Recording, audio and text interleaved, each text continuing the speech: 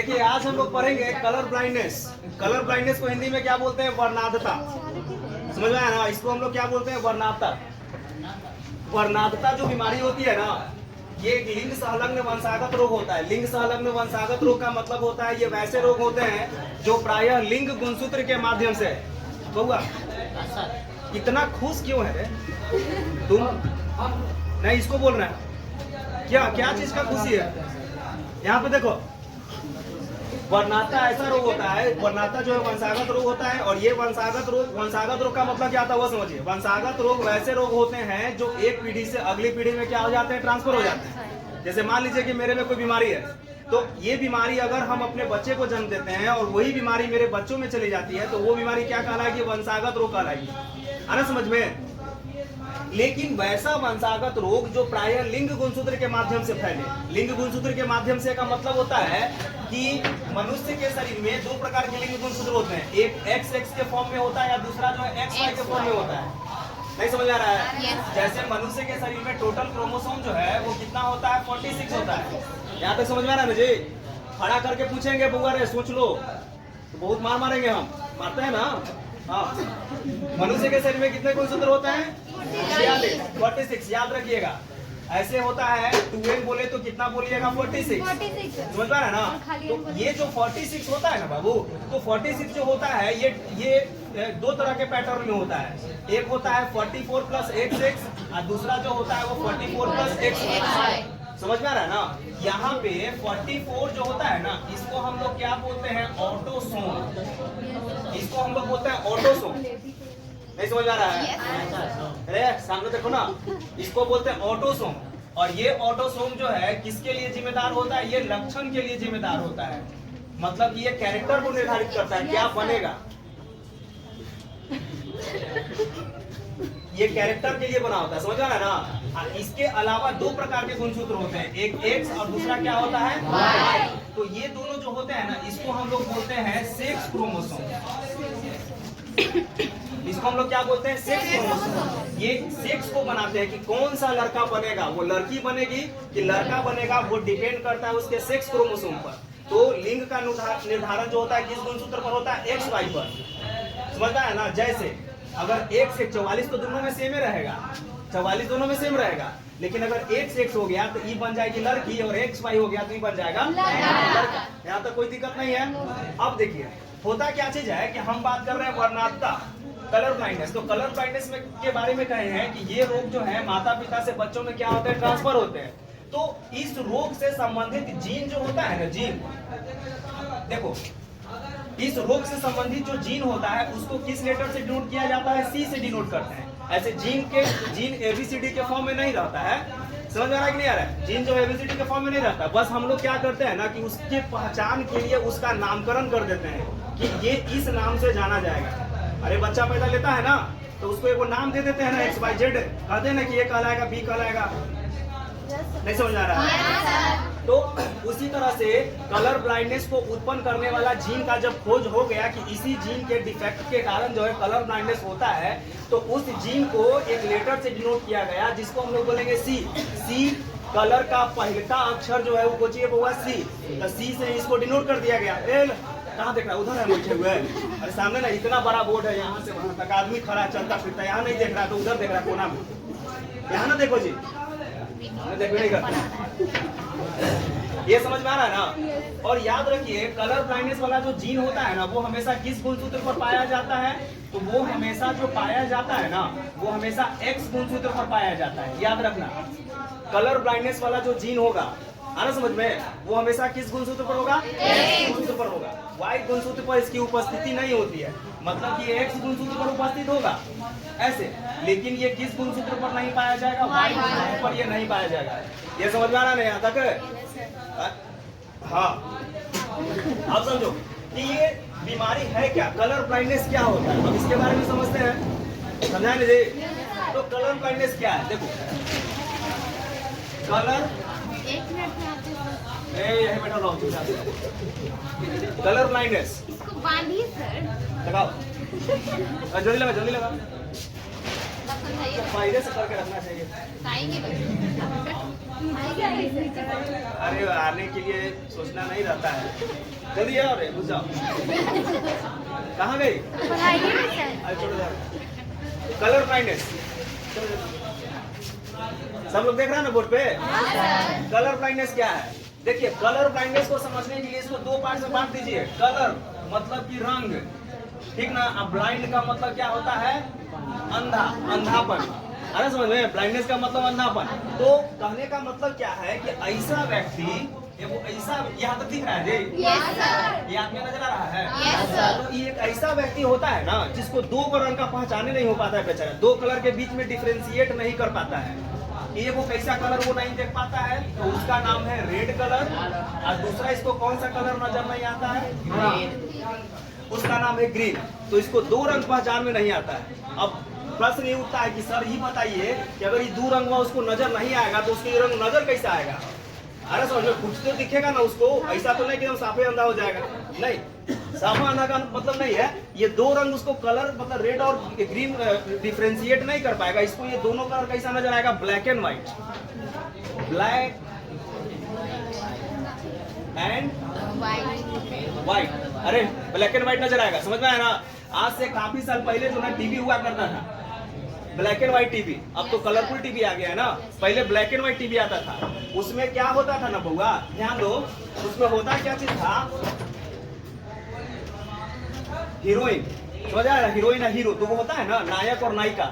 देखो, हीरो को क्या बोलते हैं? नायक, समझ आया ना? नायक। और हीरोइन को क्या बोलते हैं? नायिका।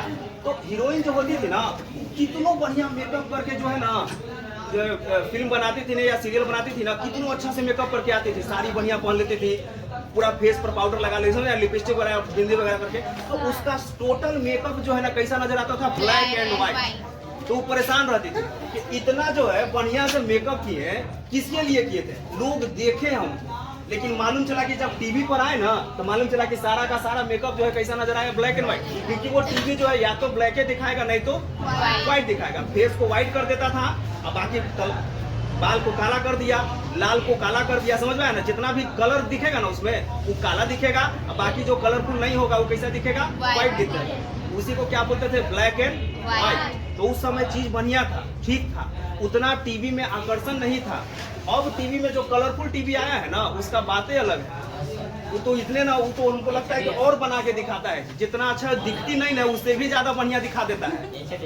HD हाई डेफिनेशन में दिखाता है कि नहीं? UHD आता है, अल्ट्रा हाई डेफिनेशन आता है, FHD आता है, फुल हाई डेफिनेशन ऐसे करके आता है। नहीं आता है, HDO में कई HD है। जो समझा रहे हो समझ आ रहा है? तो कहने का मतलब क्या है कि ब्लैक एंड व्हाइट का मतलब क्या हो गया? वो हीरोइन जो भी कलर पहन के आए उससे कोई फर्क नहीं पड़ता है, तुम्हारा सारा ड्रेस कैसा दिखेगा? ब्लैक एंड व्हाइट रहेगा। तो वो लड़की परेशान रहती थी। तब जाके बहुत कड़ा मेहनत के बाद जो है ना साइंटिस्ट बनाया कलरफुल टीवी। तब जाके जो है ना सिनेमा के क्षेत्र में बहुत तेज गति से प्रगति हो गया। अरे समझ में बहुत नहीं हुआ? हम लोग देखते ना, मजा आता है ना टीवी देखने, समझो? तो इसको जो है ना, अरे देखो ये लोलुआ आदमी को ये लाल ग्रीन कैसा नजर आएगा? कैसा नजर आएगा? ब्लैक एंड व्हाइट नजर आएगा। समझ में आ रही? बता भी नहीं करेगा कि है कौन सा रंग, कहेगा काला ना तो कहेगा उजला है। ये समझ में आ रहा है ना? तो कहने का मतलब क्या है कि वर्णांधता यानी कि कलर ब्लाइंडनेस एक ऐसा लिंग संलग्न वंशागत रोग होता है जिसमें व्यक्ति को दो रंग के बीच में पहचान जो है नहीं हो पाती है। रेड और ग्रीन के कलर में वो पहचान नहीं कर पाता है। इस तरह के बीमारी को हम लोग क्या बोलते हैं? वर्णांधता बोलते हैं। इसको कलर ब्लाइंडनेस बोलते हैं। समझ में आ रहा है ना? नहीं समझ आया?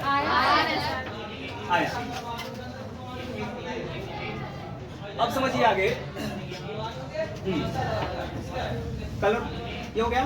अब देखिए, कलर ब्लाइंडनेस के लिए जो होता है ना जिम्मेदार, जिनको हम लोग किस लेटर से डिनोट करते हैं? C से डिनोट करते हैं। तो एक चीज और यहाँ पे याद रखिएगा, जो व्यक्ति लाल रंग को नहीं पहचान कर पाता है वो एक खास प्रकार की बीमारी से ग्रसित हो जाता है। उसको हम लोग बोलते हैं प्रोटोनोपिया।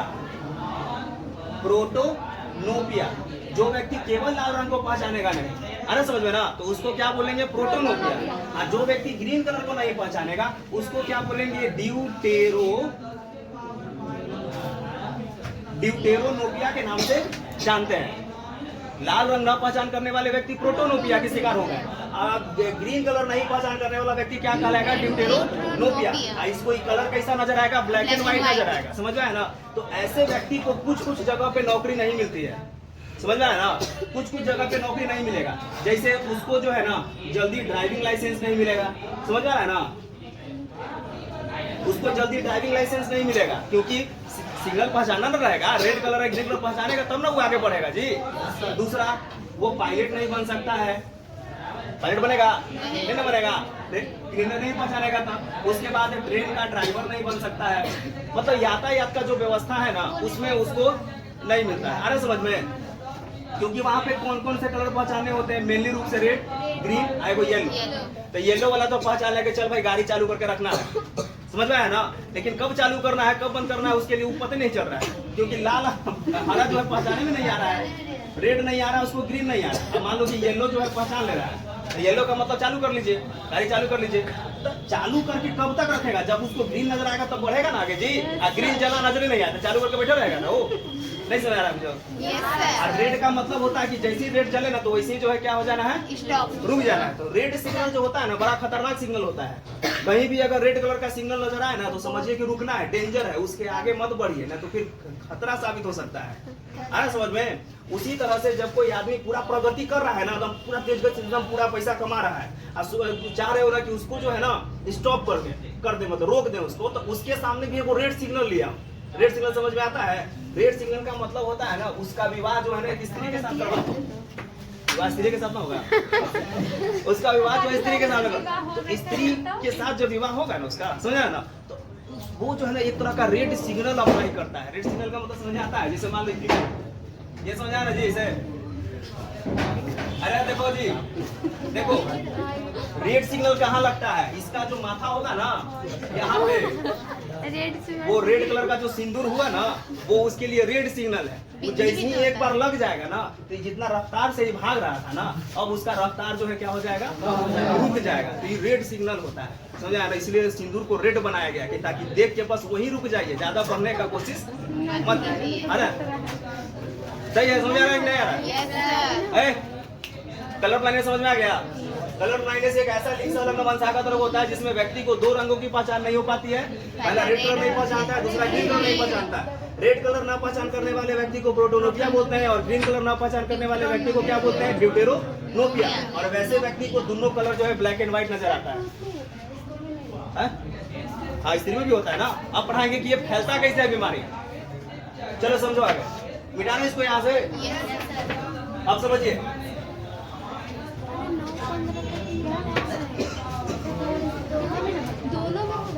हाँ दोनों में होगा, दोनों में होगा जी। सुनो, देखो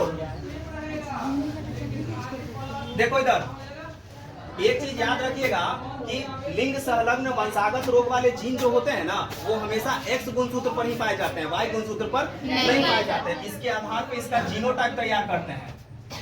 इसका जीनोटाइप का मतलब होता है, देखो एक्स और एक्स का मतलब क्या हो गया? सामान्य और स्त्री, सामान्य स्त्री। समझा ना? नॉर्मल फीमेल बोलेंगे। सीधा बैठा ना रे, अब ये दम लूज हो गया, बूढ़ा हो गया था। इस पर लोड दो, बैक बोन पर। समझा ना? अब सीधा रखो। एक्स वाई, ये क्या हुआ? सामान्य पुरुष, सामान्य पुरुष। समझ आ रहा है ना? कोई दिक्कत नहीं है यहाँ पे। अब समझो एक्स और एक पर सी है, एक पर नहीं है, तो ये क्या कहलाएगा? सामान्य नहीं, ये कहलाएगा वाहक। वाहक स्त्री। यहाँ तक ठीक है ना जी? यहाँ तो कोई दिक्कत नहीं है। अब सुनो, अगर दोनों पर है, दोनों गुणसूत्र पर उपस्थित है तो ये क्या कहलाएगी? ग्रसित स्त्री। वाहक नहीं, केवल ग्रसित हो जाएगी। दोनों इसका गुणसूत्र खड़ा हो गया, ये क्या हो गई? ग्रसित। और वाहक का मतलब क्या होता है ना कि इसमें जीन है लेकिन ये बीमारी से ग्रसित नहीं है, ये बस उस जीन को ढो रही है। वो आगे चल के कभी ना कभी क्या करेगी? फैला देगी। तो फीमेल हमेशा ढोने वाली होती है। समझ में आ रहा है ना? मेल कभी ढोने वाला नहीं होता है। क्यों नहीं होता है? क्योंकि मेल के पास एक के वो एक्स रहता है या ये वो वाई रहता है, और वाई पर पाया नहीं जाता है। तो एक के ऊपर एक्स रहेगा ना तो ये सीधे क्या कहला जाता है? ग्रसित। ग्रसित पुरुष। मेल कभी भी वाहक नहीं हो सकता, क्योंकि इसके पास एक एक्स्ट्रा एक्स गुणसूत्र नहीं होता है। कुछ समझ में नहीं आ रहा है? तो ये सम युग्मकी कहलाती है। फीमेल के पास दोनों एक जैसा है ना, तो ये सम युग्मकी कहलाएगी। होमोगैमेटिक इसको बोलते हैं। और ये वाला जो होता है ना, इसको क्या बोलते हैं? हेटेरोगैमेटिक बोलते हैं इसको। तो मेल हेटेरोगैमेटिक होता है और फीमेल जो है होमोगैमेटिक होता है। अरे आ रहा है समझ में? हाँ, तो नॉर्मल स्त्री, नॉर्मल पुरुष, कैरियर स्त्री यानी कि कैरियर फीमेल ढूंढने वाली, अफेक्टेड स्त्री और ये अफेक्टेड पुरुष। आ रहा समझ में? यहाँ तक ठीक है? जीनोटाइप इसका समझ में आ गया। अब शादी विवाह करवाएंगे। आ रहा समझ में? अब शादी विवाह होगा ना, तो बच्चा कैसा पैदा लेगा इन दोनों के प्रति से। आ रहा समझ में नहीं? अब चलो मैटर नहीं लाओ चलो मिटा रहे ना, चलो रे देखो सब लोग बोर्ड पे देखेगा।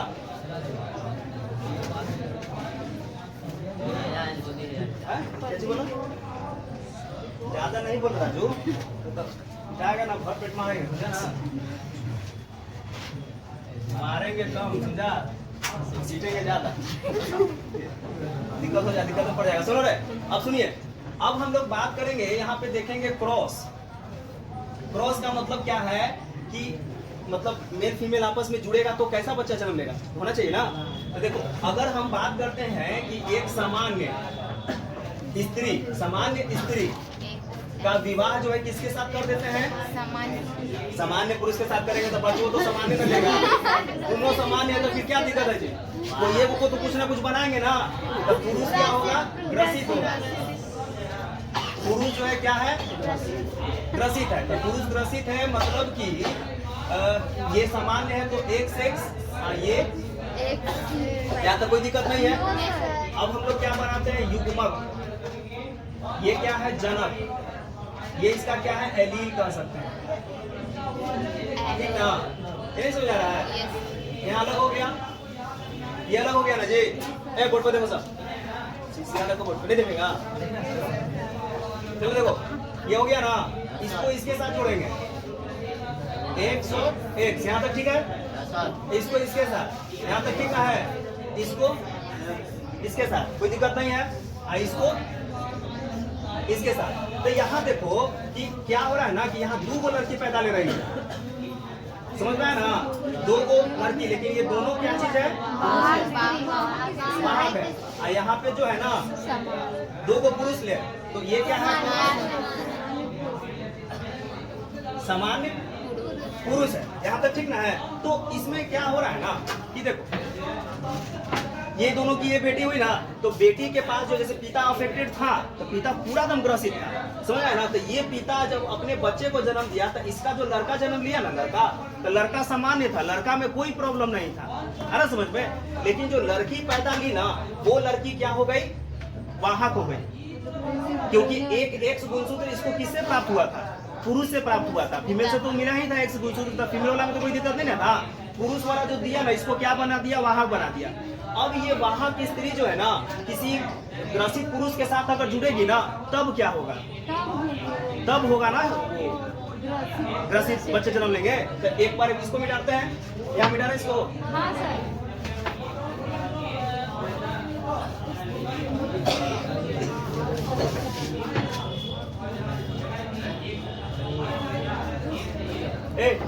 देखो, अब क्या करेंगे कि वहां एक लड़की जन्म ली ना, तो ये लड़की कैसे ली? ऐसे तो इसको क्या बोलते हैं?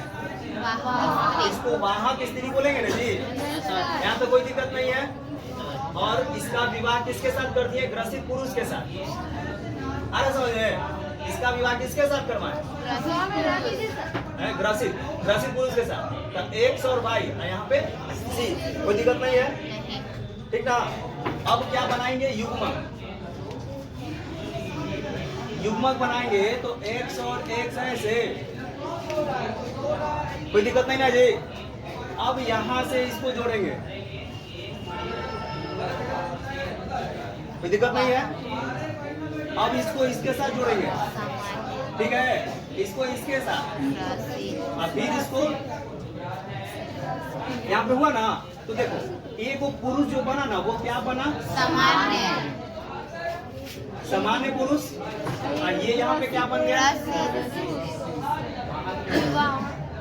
ग्रसित पुरुष बन गया। ठीक है। ये वो स्त्री जो बनी, ग्रसित स्त्री, ये स्त्री क्या बन गई? ग्रसित ग्रसित ना, ग्रसित स्त्री, ये वो क्या बन गई? वाहक। तो हमको लगता है कि ये वो खाली पुरुष को छोड़कर सब डैमेज है, नहीं समझ आ रहा है। उधर भी ग्रसित है, इधर भी ग्रसित है, इधर क्या हो गई? वाहक हो गई। तो कहने का मतलब है ना कि ये जो लड़की हुई यहाँ से, ये वाहक थी, अफेक्टेड नहीं थी, लेकिन ये एक ऐसी बच्ची को जन्म दी जो क्या हो गई?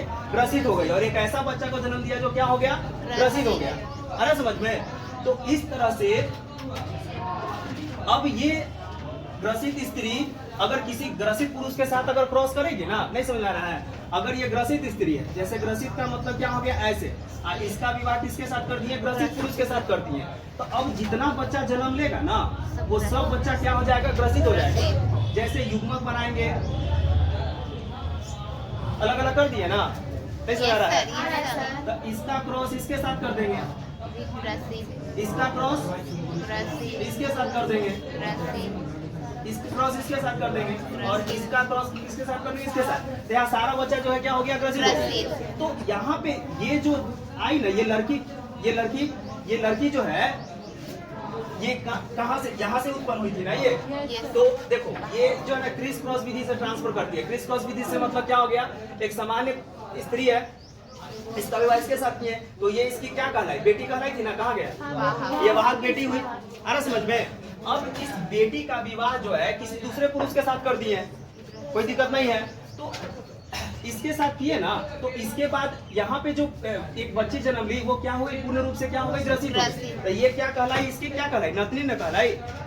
इधर नहीं समझ आया? ये नतनी में फैल ना गया जी। तो ये नतनी में कैसे फैला था? इसकी बेटी से होते हुए, नहीं समझ आ रहा है? ये दोनों से किसमें गया? बेटी में गया। बेटी का भी विवाह हुआ ग्रसित के साथ। ग्रसित फिर जो है ना, जो बच्चा पैदा किया ना, वो क्या हुए? ग्रसित हो गए। तो पहला स्टेज में ग्रसित नहीं होता है, पहला स्टेज में क्या होता है? वाहक और सामान्य पुरुष पैदा लेता है। लेकिन दूसरा बार में क्या हो जाता है? ग्रसित पैदा लेता है। अब फिर तीसरा स्टेप में जाएगा ना, तो पूरा बचवे जो है क्या हो जाएगा? अफेक्टेड हो जाएगा। तो इसी को क्या कहते हैं? क्रिस क्रॉस विधि बोलते हैं इसको, क्रिस क्रॉस मेथड। मतलब कि ये नाना से होते हुए नाती में ट्रांसफर करता है। अरे समझ में? आया समझ में? तो इसी को हम लोग क्या बोलते हैं? वर्णांधता बोलते हैं, कलर ब्लाइंडनेस बोलते हैं। तो कलर ब्लाइंडनेस जो एक ऐसा बीमारी होता है जो लिंग संलग्न वंशागत होता है, लिंग गुणसूत्र के माध्यम से फैलता है, और इस बीमारी में केवल लाल और हरे रंग की पहचान नहीं हो पाती।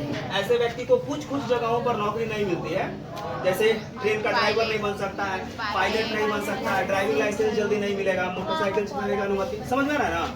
उसको ऐसा हो सकता है। आ रहा समझ में? तो यही वर्णांधता। ठीक, चलो इसको उतारो, कोर्ट से लिखवाते हैं। लिखवाए नहीं ना है?